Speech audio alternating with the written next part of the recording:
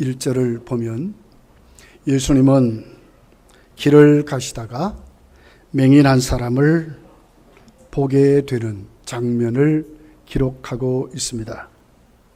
이 사람은 날 때부터 맹인되었다 이렇게 말씀을 하고 있습니다. 이 사람을 보면서 오늘 우리가 먼저 갖게 되는 것은 절망적인 이보다 더 불쌍한 사람이 있을까 하는 정말 인생의 처절한 한 인생을 만나게 되는 그런 장면을 보게 됩니다. 지금까지 예수님 만나기 전까지 이 사람은 어둠 속에 살았을 것입니다. 비전도 없고 꿈도 없었습니다. 그가 보는 것은 아무것도 없었기 때문에 그렇습니다. 망상 속에 이렇게 저렇게 꿈을 꾸면서 그렇게 궁리를 하며 살았을 것입니다. 나면서부터 이 사람은 구걸하며 살 수밖에 없었던 절망도 이런 절망이 없는 그런 인생을 사는 그런 것을 보게 됩니다. 날 때부터란 말은 우리에게 강한 어필을 합니다. 이것은 바로 인간의 태어나는 인간의 운명을 말하고 있는 겁니다. 내 어떻게 할 수 없는 태어날 때부터 맹인이었습니다. 바꿀 수가 없습니다. 우리도 여러분 태어날 때에 어떤 분들은 남자로 태어나고 어떤 분들은 여자로 태어납니다. 바꿀 수 있습니까? 바꿀 수 없는 것입니다.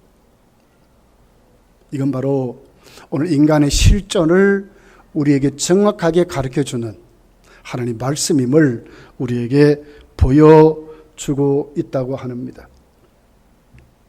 사실 어떻게 보면 우리는 이 땅에 태어난 그 순간부터 다윗이 똑바로 인식했듯이 죄 가운데 태어나는 인생인 것을 알게 됩니다.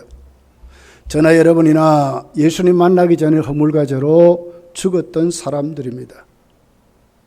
어둠에 속해서 어둠의 세력의 종이 되었던 보이는 육신의 눈으로만 보고 살았던 그런 존재인 것을 우리가 알게 되는 것입니다.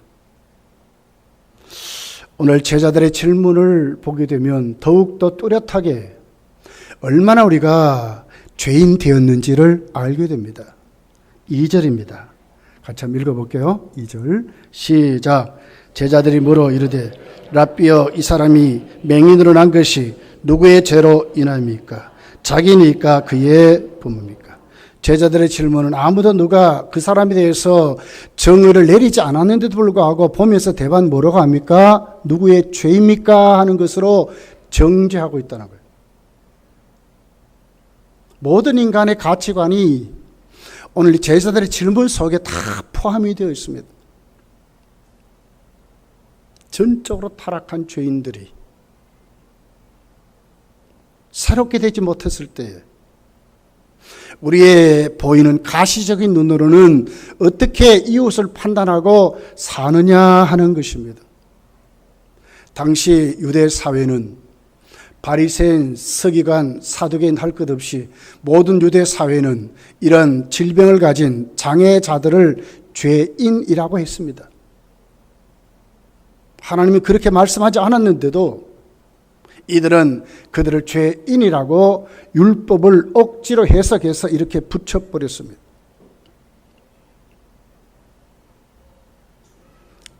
오늘 34절을 가서 보면 이렇게 기록을 합니다. 그들이 대답하여 이르시되 네가 온전히 죄 가운데서 나서 우리를 가르치느냐 하고 이에 쫓아내어 보내리라. 맹인이 나았습니다. 새 사람 됐습니다. 누가 그렇게 했느냐고 불러서 취조하고 정죄하고 심판합니다. 나는 그분이 누군지 모르겠다고 대답하는 그에게 수도 없는 취조 속에 결국 당신은 누구냐? 나를 낳게 한 분은 지금도 한 번도 이렇게 한 사람이 없는데 선지자가 이렇게 했느냐? 누가 그렇게 했느냐? 그런데 나를 낳게 한 분은 하나님이 보내시지 아니었다면 내 눈을 뜨게 할 수 없다는 거예요.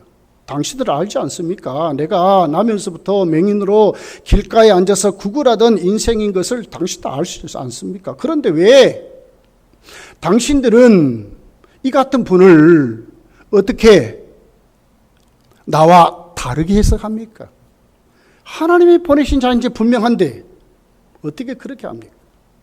그에게 오늘 바리새인들, 서기관들이 이렇게 말하는 것입니다. 너는 죄 가운데 났다, 이렇게 말합니다. 이것이 그 당시 사회가 갖고 있는 통념이었습니다. 인간은 그렇습니다. 참되게 자신을 똑바로 바라보지 못하고 참되게 자식을 똑바로 하나님 앞에 눈이 열려서 자신의 일 바르게 인식하지 못하면 우리 다 그렇습니다. 이웃을 정죄하게 빠르고요, 비판하게 빠르고요. 우리 늘 그렇게 우리는 살아가는 것 같아요. 예수님은 전혀 다르게 제자들의 질문에 대답합니다. 3절을 보면 예수께서 대답하시되 이 사람이나 그 부모의 죄로 인한 것이 아니라 완전히 그 당시 사회가 갖고 있던 통념을 깨트려버릴 정도가 아니라 혁명을 일으키는 말씀입니다. 세상을 뒤집는 말씀입니다. 아니라고 말합니다. 부모의 죄든지 그가 지은 죄 때문에 그렇게 돼야 맞는데 아니라고 말합니다. 그에게서 하나님이 하신 일을 나타내고자 함이라 새로운 가치관, 새로운 눈을 가지고 말하는 것입니다. 하나님이 하시는 일이래요. 여기 일이라는 단어는 복수명사입니다. 하나님의 일들 이렇게 말합니다. 이 사람만이 아니라 오늘 하나님은 수도 없이 우리의 고난 속에 오셔서 우리를 새롭게 하시는 하나님의 일들을 지금도 계속 하고 있다고 하시는 사실을 이렇게 말하는 것입니다.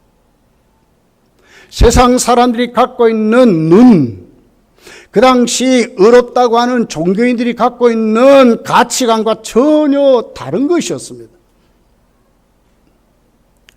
진짜 우리에게 필요한 것이 뭐냐?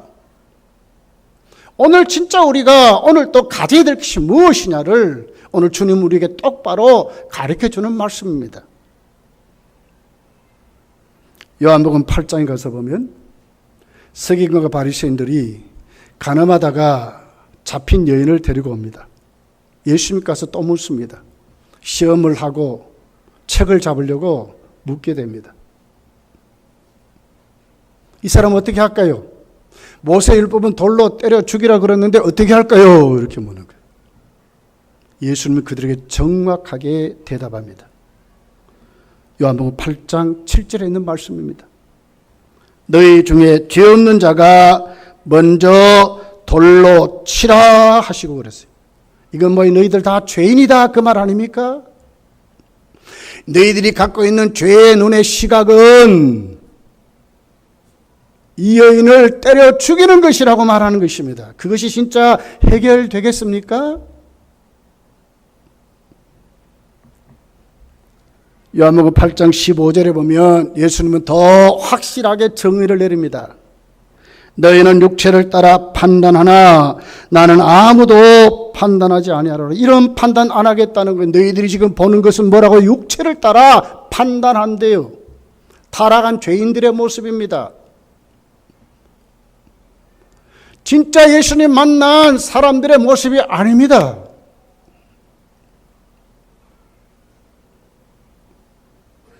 육체를 따라 우리의 현실만 보았던 누구 책임이냐? 누구 때문에 그러느냐? 날마다 이러는 거예요. 제자들이 가진 주님께 대한 질문은 이런 질문이에요. 육체를 따라 판단했던 똑같은 질문을 하고 있는 것입니다. 저희들은 예수를 믿는 사람들입니다.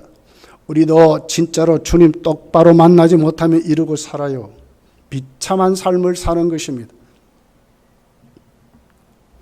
오늘 이들이 갖고 있는 오늘 그 맹인을 보는 관점, 시각은 어떤 시각입니까? 과거 지향적인 시각입니다. 원인을 따지고 책임을 묻는 남의 탓을 하는 신앙입니다. 시각입니다. 저나 여러분이나 우리 주위를 가만히 보면, 특별히 우리나라의 정치꾼들을 보면 진짜 다 이러고 살아요. 좌파가 제대로 하는가, 우파가 제대로 하는가. 제가 보기에는 똑같은 사람들 같은데 거기는 해결점이 없는데도 불구하고 전부들 그러고 있어요. 당략을 위해서 그러고 있는 것 같아요. 누구의 죄 때문에 그렇습니까? 여기에 해결점이 있습니까? 따지고 비판하고 정죄하고 거기에 무슨 치료가 있습니까? 거기에 무슨 회복이 있습니까? 거기에 무슨 소망이 있습니까? 바울 사도는 감옥에 갇히게 되는 그 복음 전하다가 진짜 어렵게 됐습니다. 그것마저도 이렇게 해석을 했습니다. 빌립보서 1장 12절에 보면 형제들아 내가 당한 일이 도리어 복음 전파의 진전이 된 줄을 너희가 알기를 원하노라. 무슨 말씀이 있습니까? 고난에도 뜻이 있다고 하는 것입니다. 하나님의 일에 눈을 뜨면 이렇게 바뀐다고 하는 거예요. 감옥에 갇히고 매를 맞고 수도 없는 고난을 당하면서 빌립보 교인들이 실망하는 분들도 있어요. 어떻게 하나님이 살아계신다고 하는데 어떻게 바울 사도가 저렇게 어려울까 하는 것이었어요. 그런데 바울은 그렇게 보지 않았어요. 오히려 그것을 통해서 더 하나님을 의지하고 하나님의 권능이 나타나는 도구로 하나님이 사용되며 복음은 더 멋있게 확장되어 가고 전파된다는 것을 바울은 그들에게 지금 너희들이 알면 좋겠다고 하는 것입니다. 주님은 어떻게 봤습니까? 하나님의 일하심에 관점을 두셨습니다. 하나님 어떤 분입니까? 사랑의 하나님입니다. 맹인을 그냥 보지 않았습니다. 나면서부터 맹인된 사실을 불쌍히 여겼습니다. 뭘 하려고 합니까? 그를 구원하고 그를 치료하고 그를 회복시키려고 하나님 지금 예수님마저도 보내셨던 하나님의 사랑을 지금 말하고 있는 것입니다. 이건 오늘 우리에게 뭘 얘기합니까? 하나님은요, 과거만 보시는 분이 아니라 앞으로 미래까지 보시면서 정말 그 사실에 공감하면서 정말 불쌍히 여겨서 고쳐주고 치료하시려고 하시는 하나님의 뜻이 오늘 주님은 그 시각으로 똑바로 맹인을 보는 것입니다.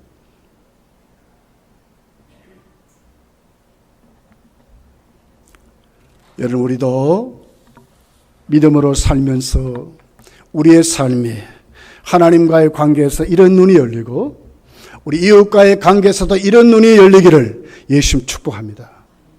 하나님의 사랑의 관심입니다. 아들까지 보냈던 십자가에 죽이면서까지 하나님이 세상을 이처럼 사랑하사 독생자를 주셨는데 그냥 주는 것이 아닙니다. 그를 믿게 해서 영생을 얻도록 심판을 받지 않고 저주를 받지 않고 지옥 가지 않도록 하시는 분이 누굽니까? 하나님 아버지시라는 거예요. 아들까지 주신 사랑입니다. 예수님은 그 사랑에 눈을 떴습니다. 그 사랑을 주목하며 그 사랑 속에 지금 맹인을 보았다고 하는 것입니다. 그런 눈이 오늘 또 주님은 어떻게 하실까요? 우리를 보시는 거예요. 우리 연약함, 진리를 똑바로 깨닫지 못하던 우리들, 예수님을 모셨으면서도 예수님을 주인으로 모시지 못한 우리들, 세상 앞에 때로는 절망하고 때로는 좌절하고 우리 연약한 우리의 모습들, 우리의 부족들, 주님은 어떤 눈으로 우리에게 보십니까? 정죄하고 따지고 비판하는 분이 아니라 우리를 불쌍히 여겨서 다시 새롭게 하시고 다시 회복시켜 주시고 다시 고쳐 주시고 다시 일으켜 주시는 하나님의 일, 그 시각으로 주님 지금도 우리를 다루시고 보신다는 사실입니다. 얼마나 기쁘고 이것을 생각하면 얼마나 감사한지 몰라요. 오늘 성경을 보면 여러분 오늘 길가에 앉아있던 맹인, 그가 예수님 찾아갔습니까? 아니에요. 예수님이 오셨어요. 그리고는 하나님 일의 관점에서 그를 치료해 주시는 것으로 기록했어요. 이건 오늘 뭐예요? 오늘 주님 우리를 뚜렷이 이 같은 모습으로 우리의 부족함에 함께 하시는 사실을 믿으시기를 예수님 축복합니다. 두 번째를 보면 예수님은 오늘 빛의 사명자로 그 빛을 감당하시는 예수님의 모습을 보게 되는 것입니다. 당시 유대인들은 예수님을 정말로 죽이려고 했습니다. 요한복음 8장 59절에 가서 보면 그들이 돌을 들어 치려하거늘 예수께서 숨어 성전에서 나가셨다 그랬습니다. 성전에서 바리새인과 서기관들과 가늠하는 여인과 이렇게 그에 대해서 예수님이 대답하면서 뭐라고 하면 너희들은 마귀라고 그랬습니다. 너희 아비는 마귀라고 그랬습니다. 그런 예수님을 그들이 가만히 두겠어요? 돌로 때려 죽이려고 한 것입니다. 예수님은 하늘 수 없어서 피신하시는 예수님 모습이 있는 거예요. 그것이 오늘 9장 1절부터 시작이 되는 겁니다. 피신하셨습니다.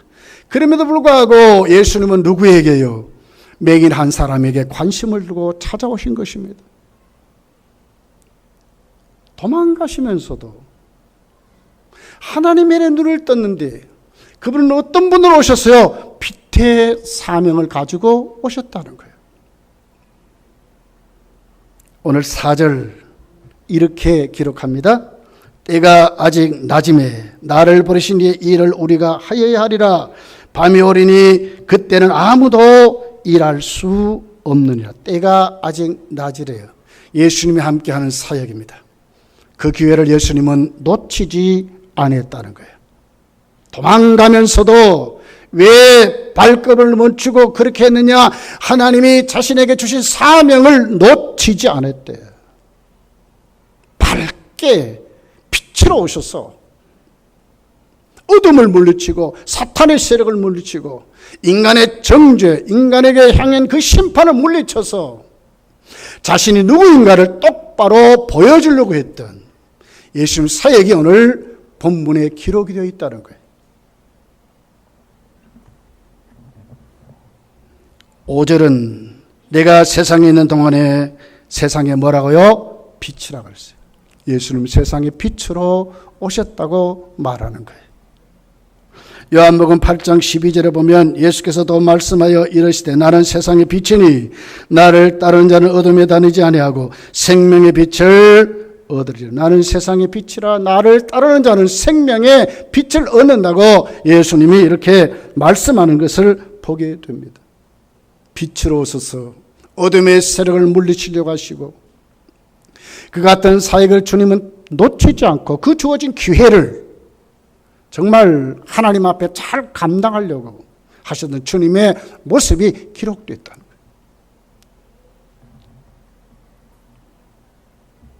오늘 우리가 이 땅에 살면서 주님과 동행하고 주의 일하는 것이 얼마나 축복인가 하는 거예요.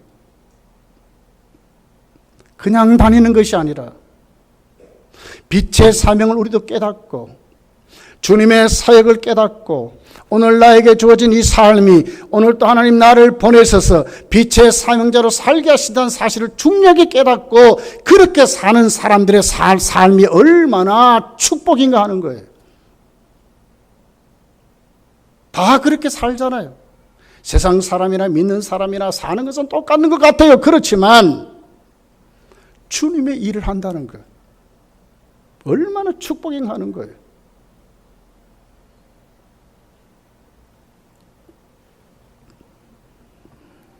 오늘 예수님은 특별히 4절을 읽어보면 우리가 하여야 하리라 그랬어요. 그러니까 뭡니까? 이 빛의 사명을 예수님만이 아니라 우리가 하여야 된다. 우리가 함께 주의 사역을 감당하는 것, 하나님 일하는 것 얼마나 축복인가 하는 거예요. 얼마나 축복인가. 사실 어떻게 보면 세상은 절대로 성도를 환영하지 않습니다. 왜? 어둠이기 때문에 그래요. 복음을 전할 때 반드시 복음을 저항합니다. 왜? 우리와 다르기 때문에 그래요. 빛이 가면 어둠은 들추어지고 어둠은 없어지지요. 그러니까 어떻게 되겠습니까? 오늘 우리가 하나님 앞에 주의를 하게 되면 반드시 거기에는 고난이 있고 핍박이 있고 어려움이 있다고 하는 것입니다. 그렇지만 뭐예요? 주님 뭐예요? 우리가 하여야 하리라고 그랬어요. 바리새인 서기관들이 예수님을 돌로 쳐 죽이려고 하고 수많은 유대 사회가 예수님께 저항했지만 그 저항에 굴하는 사람들이 아니라 오늘 우리는 어떻게 해야 된다고 하나님의 일하는 사람이라고 말하는 거예요. 이것이 바로 무엇을 얘기합니까? 우리에게 주어진 사명이라고 주님은 우리에게 이렇게 말씀하는 것입니다. 그냥 사는 사람이 아니라 하나님의 일을 함께하는 거룩한 하나님의 사람 된 것을 우리에게 말하는 것입니다.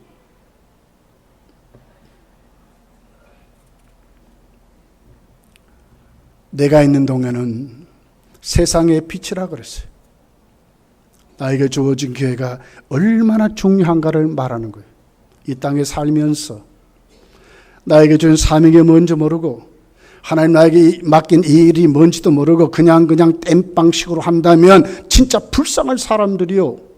그렇지만 일하지 못할 때가 있대요. 이것을 꼭 알고 진짜 우리에게 주어진 그 일감들을 찾아가면서 주와 함께 그 핍박을 견디고 그 어려움들을 견디고 그 저항들을 이겨가면서 주의 일하는 것이 얼마나 중요한가. 너희가 하여야 하리라고. 아직 지금은 낮이라고 하는 거예요. 주님이 함께 할 때는 낮이라고 하는, 주님이 함께 하신다고 이렇게 말씀하는 거예요. 성도가요, 세상을 살면서 그냥 사는 것이 아니라 오늘도 내가 주의 사람으로 하나님 나를 세우신 하나님의 사람으로 내가 살아간다고 할 때에 누가 함께해요? 주님이 함께하는 거예요. 거기는 주의 일감이 생기는 거예요.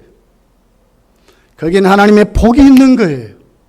우리가 할 수 있는 믿음의 사람이 되는 거예요. 주님은 누구시라고요? 빛으로 오심.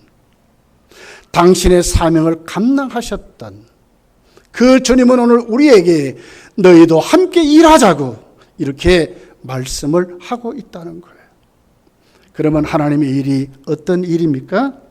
세 번째를 보게 되면 실로암에 오셔서 씻김을 받게 하시는 주님의 사역을 보게 되는 거예요.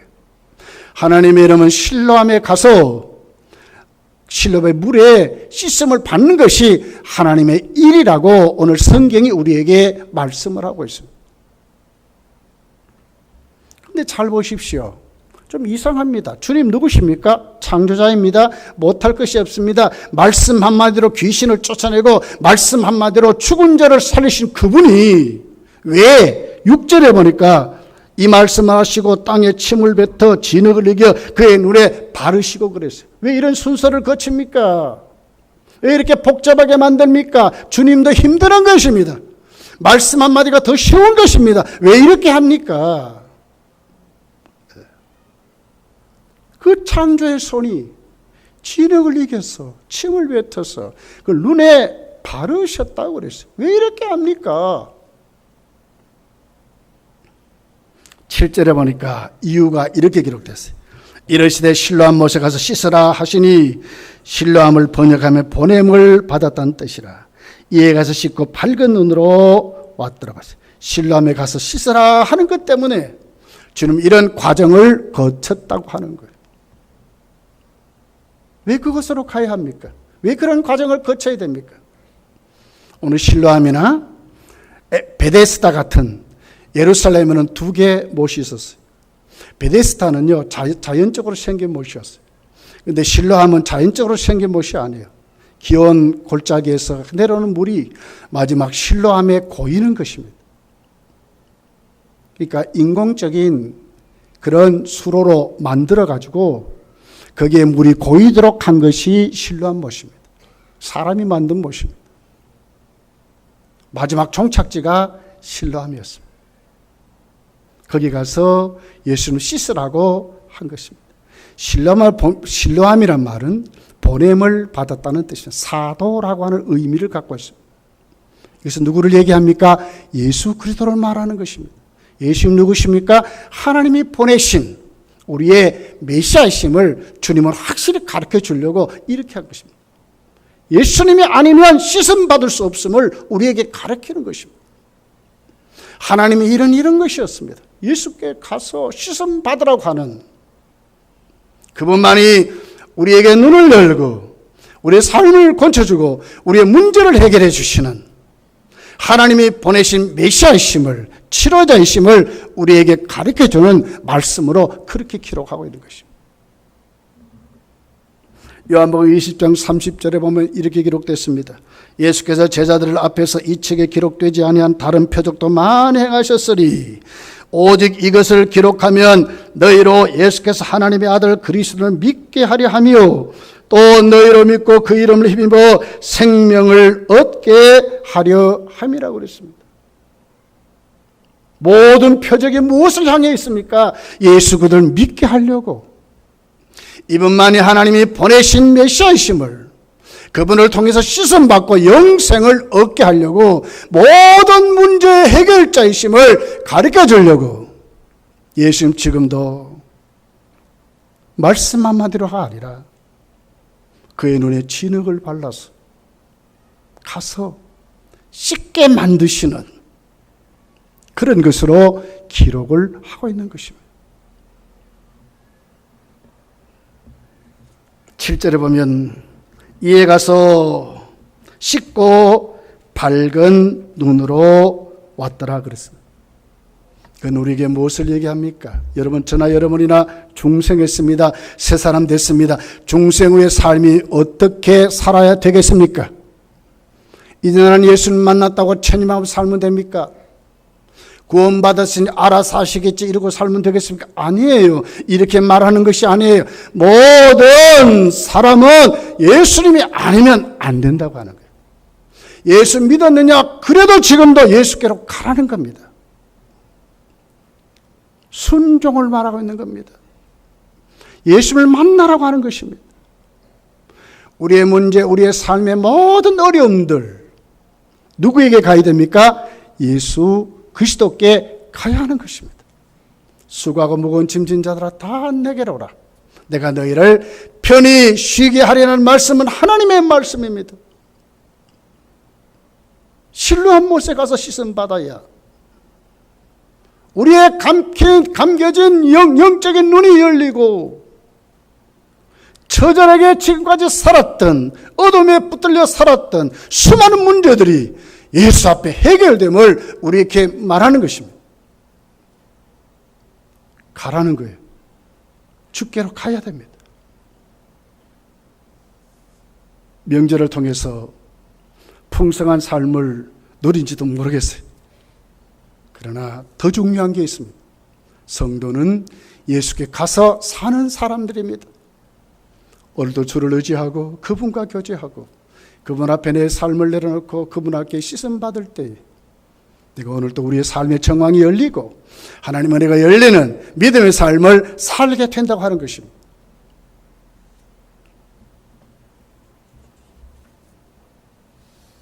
그러면서 오늘 본문은 우리에게 중요한 사실을 가르칩니다.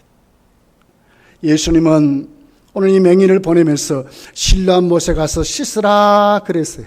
그랬는데 이 맹인이 어떻게 해요? 씻는 것만이 아니라 씻으니까 눈이 열렸잖아요. 그러면 어떻게 됐어요? 돌아왔어요. 오늘 성경 예수님의 말씀은 가서 씻으라는 건데 이 맹인은 어떻게 결단하고 가서 씻을 정도가 아니라 주께 와서 감사해야 돼요. 주님께 왔어요. 이것이 성도의 삶이 되는 거예요. 여러분 실로암 못으로 내려가는 데에서는요 33개의 계단이 있대요. 아주 가파르답니다. 성한 사람도 거기에 내려갈 때 굉장히 어렵답니다. 근데 맹인이 지금 가는 것입니다. 순종하기 쉽습니까? 그런데 가는 것입니다. 왜요? 살려고. 성도는 이렇게 돼야 돼요. 주님 아니면 살 수 없는 믿음을 가지고 그 주님을 바라보고 그분을 사모하고 그 연애 가운데 살려고 하는 강력한 의지가 오늘 우리 속에 강력한 열심이 우리 속에 넘쳐야 우리가 산다는 거예요. 이게 믿음입니다. 이게 하나님의 축복입니다. 권지 받았습니까? 새 사람 됐습니까? 알게 됐습니까? 많이 받았습니까? 그러면 어떻게 해야 됩니까? 감사하며 살으셔야 돼요. 오늘 맹인이 고침받고 죽게 돌아왔듯이 우리가 감사하며 사셔야 돼요. 더 충성하고 더 헌신하고 더 하나님의 사람으로 살려고 하는 믿음이 우리 속에 넘치는 하나님의 사람으로 세워져야 한다는 것입니다. 결론을 맺어봅니다. 여러분, 세상은 지금 어떻습니까? 서로 정죄하고 서로 비판하고 서로 따지고 난리 아우성이 넘치지 않습니까? 여기에 무슨 답이 있습니까? 오늘 제자들도 그랬습니다. 바리새인도 그랬습니다. 서기관도 그랬습니다. 사두개인들도 다 그랬습니다. 타락한 죄인들의 모습입니다. 어떻게 해야 되겠습니까? 신뢰한 모신 예수께 씻음 받는 것이 해답입니다. 거기는 무엇이 있습니까? 하나님의 사랑이 있습니다. 아들까지 주신 그 사랑이 거기에 있습니다. 나면서부터 맹인으로 길가에 앉아서 구걸하며 살았던 그 불쌍함을 보시는 하나님의 뜨거운 사랑으로 그와 함께 공감하시는 진짜 상담자의 모습이 거기 있습니다. 진짜 참 의사 되시는 치료자의 모습이 거기 있습니다. 진짜 그분을 아는 모습이 거기에 있습니다. 누가 진짜로 우리 인생을 여러분 고치고 불쌍히 여기고 치료하십니까? 주님밖에 없음을 말하는 것입니다. 그 주님 만났습니까? 가만히 있으면 안 됩니다. 순종할 줄 알아야 됩니다. 예수님 의지할 줄 알아야 됩니다. 그분 앞에 우리의 삶을 내려놓을 줄 알아야 됩니다. 예수님 붙잡을 줄 알아야 됩니다. 그리고 고침받았습니까? 해결받았습니까? 진짜 주님 만났습니까? 감사하는 자리로 사셔야 됩니다.